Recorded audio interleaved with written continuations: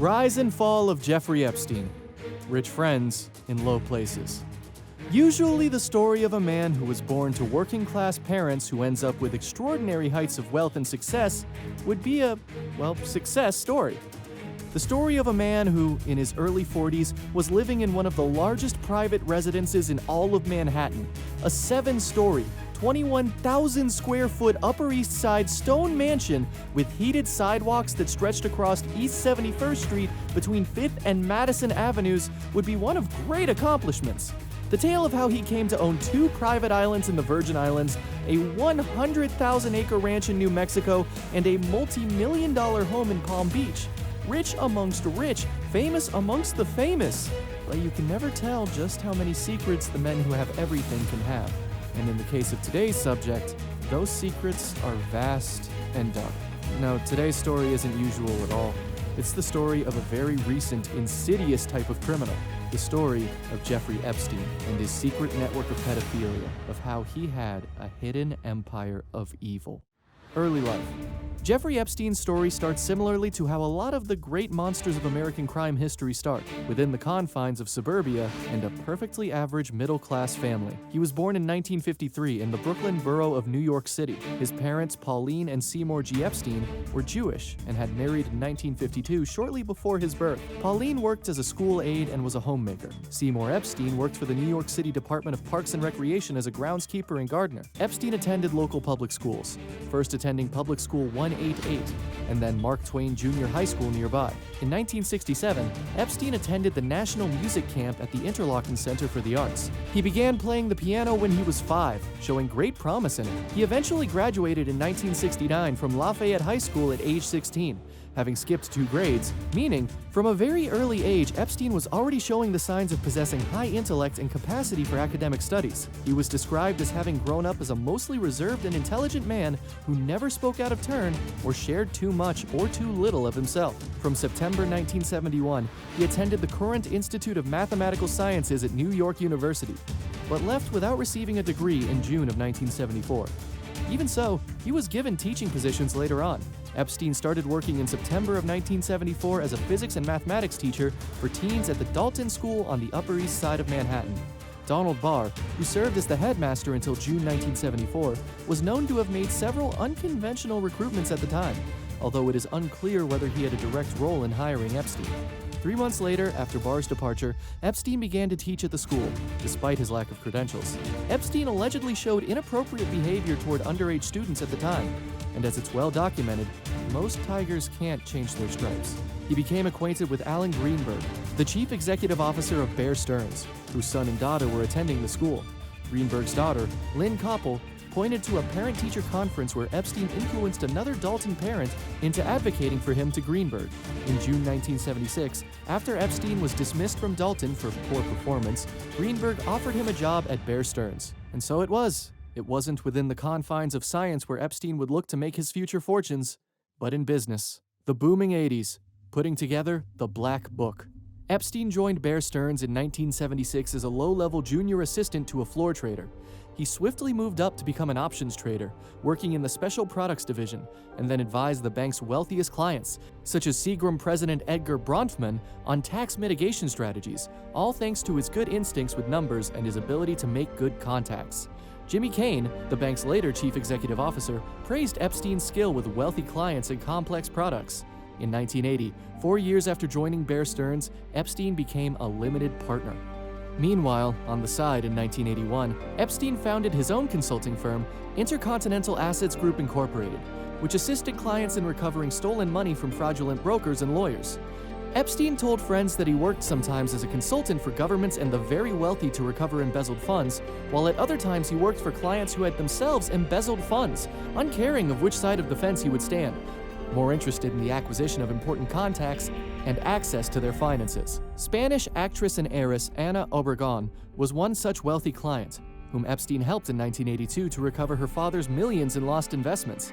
Epstein also stated to some people at the time that he was an intelligence agent. During the 1980s, Epstein possessed an Austrian passport that had his photo, but with a false name.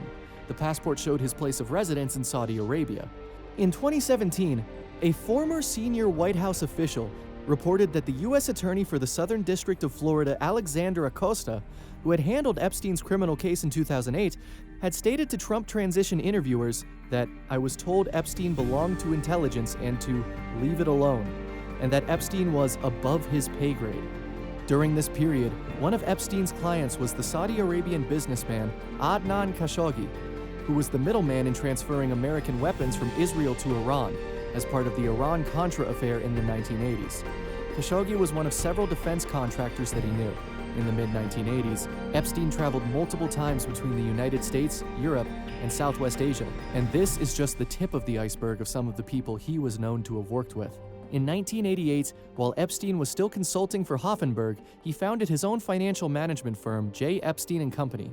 The company was said by Epstein to have been formed to manage the assets of clients with more than US $1 billion in net worth, although the only publicly known billionaire client of Epstein was Leslie Wexner, chairman and CEO of L Brands and Victoria's Secret.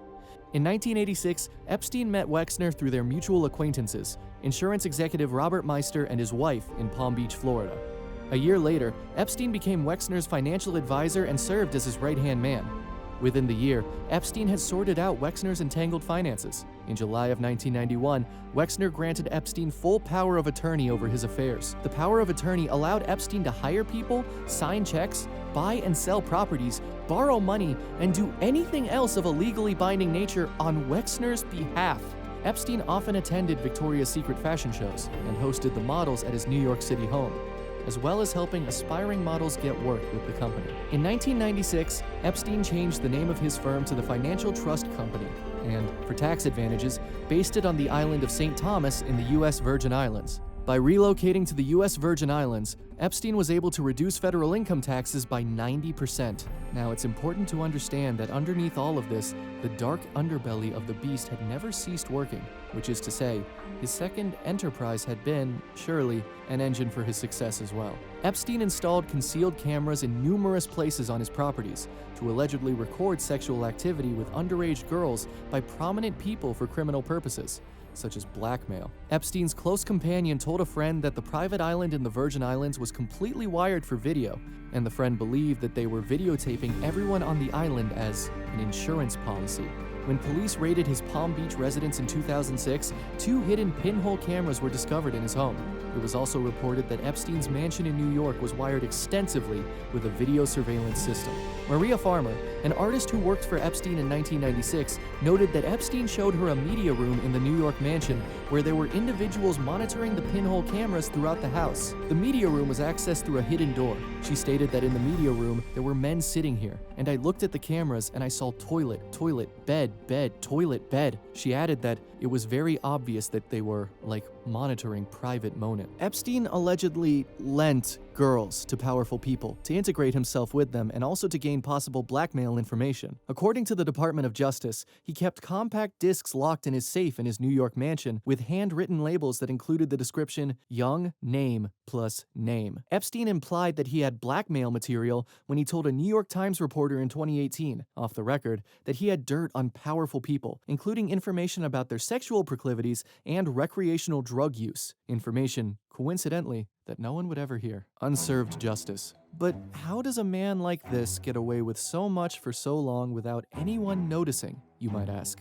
You'd be half wrong. Someone, plenty of someones in powerful positions knew. Epstein's first legal troubles began with a phone call to the Palm Beach Police Department in March of 2005. The stepmother of a 14-year-old high school girl called police to say that Epstein had sexually assaulted the teen. After the mother of one of the girl's friends called her to say she had overheard her daughter discussing how she had met with an older man and had sex with him and was paid for it, according to a police report. Within 3 years, Epstein would be facing a 53-page federal indictment on sex crimes charges that had been drafted by FBI investigators and could have sent him to prison for life. Epstein served just 13 months of an 18-month sentence in county jail after reaching a much-criticized plea deal, known as a non-prosecution agreement, NPA, with the U.S. Attorney's Office in Miami, then led by Alexander Acosta, who served for 2 years as President Donald Trump's labor secretary before resigning when the deal came to light. The deal, which is currently under review by the Justice Department's Office of Professional Responsibility, not only allowed Epstein to plead guilty to 2 state counts and avoid federal charges for an allegedly broad pattern of similar conduct, but also provided him and any alleged co-conspirators with immunity from further federal prosecution in the Southern District of Florida. Epstein, with the help of a battery of powerful lawyers and a team of investigators who reportedly probed the personal lives and the families of case prosecutors and Palm Beach police investigators, managed to cut a deal that allowed him to put an end to an ongoing FBI probe into whether there were more victims and other powerful people who participated in Epstein's alleged crimes. Once he began serving his sentence, Epstein was allowed by Palm Beach authorities to leave the county jail facility on work release for 12 hours a day, 6 days a week. The deal was cut in secret, and Epstein's alleged victims told ABC News that they were kept in the dark about details of the plea agreement while it was being negotiated in apparent violation of the Crime Victims' Rights Act, CVRA, of 2004, which guarantees crime victims the right to be informed about developments in their cases. On the day the deal was signed, an attorney for Epstein sent an email to the federal prosecutor handling the case which read, "Please do whatever you can to keep this from becoming public," according to an email exchange attached to a 2016 court filing. Throughout the negotiations, and for nearly a year after the agreement was signed, the victims were kept in the dark, their attorney said, strung along as government lawyers promised victims they were still investigating even long after they had cut the deal with Epstein. An unfinished end.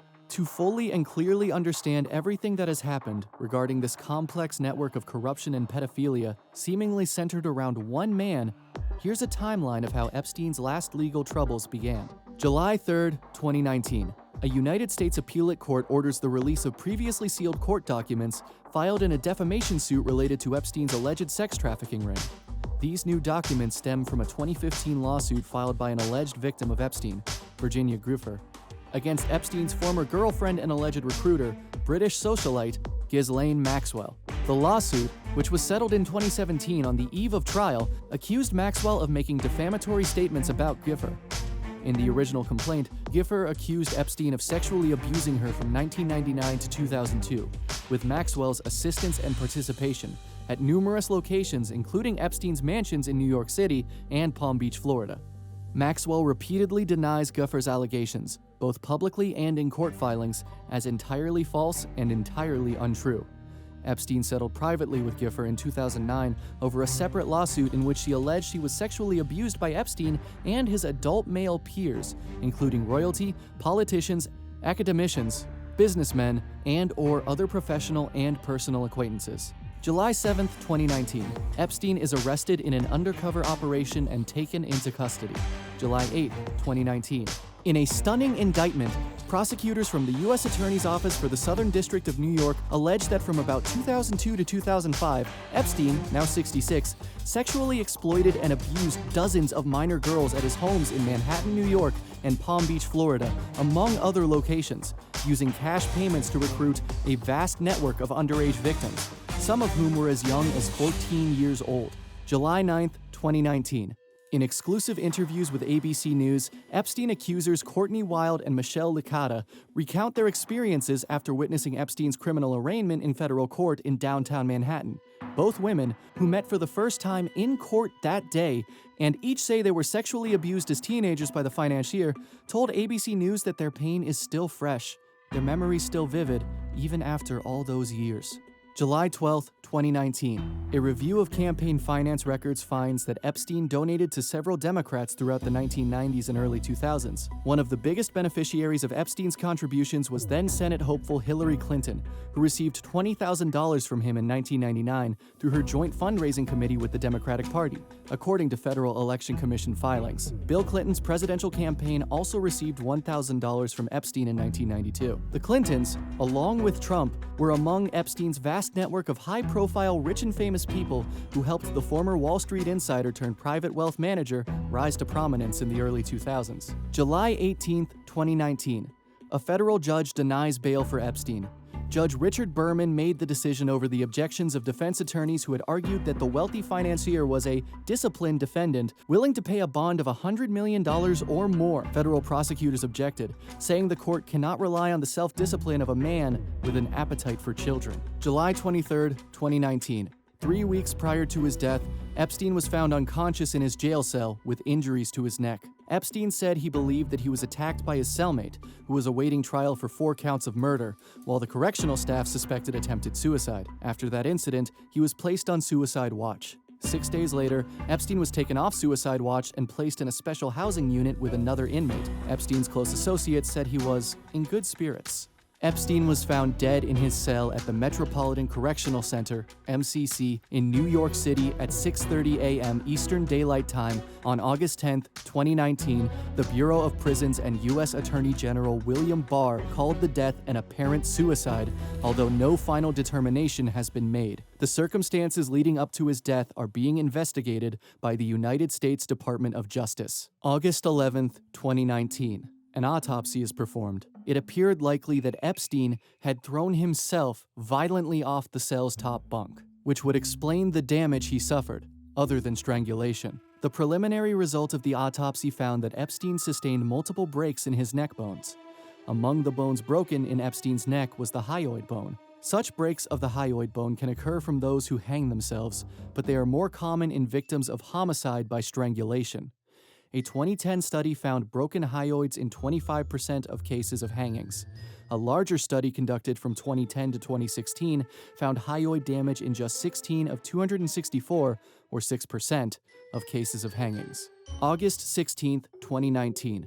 Barbara Sampson, the New York City medical examiner, ruled Epstein's death a suicide by hanging. He would never face the full weight of the legal repercussions of his crimes. And so ends the story of Jeffrey Epstein, but certainly not that of his crimes. You see, much like we said before, all of the connections and clients and names on Epstein's black book might still come out to light, maybe even sooner than expected. So, what do you think? Did we miss anything? Do you think there's a grand conspiracy intent on hiding the truth from the public? Or is this just the case of a very powerful man, corrupted to the core, taking the easy way out? Let us know what you think in the comments down below, and as always, please don't forget to leave a like and subscribe so you don't miss any of our videos.